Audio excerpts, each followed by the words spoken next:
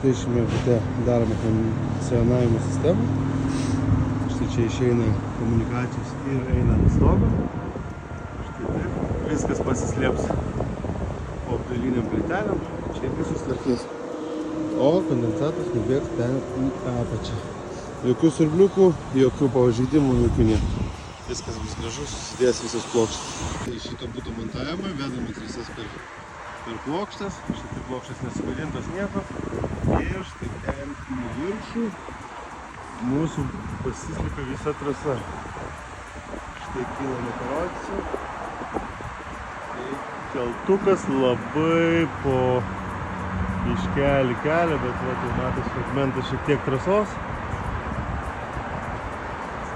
Ir pati trasa visas galas. Tai realiai nuo apačios nesimatys, o ten uždės gofrą ir susimontuos. Apačioje yra kondensato žarna. Irgi nuleista visa yra po apdailę. Štai taip atrodo kaip susimontavę. Čia išbėgimas. Čia nieko nesimato. Ir štai čia kondicionieriaus trasa jau pabaigsime kitą dieną. Dėsis į gofrelę.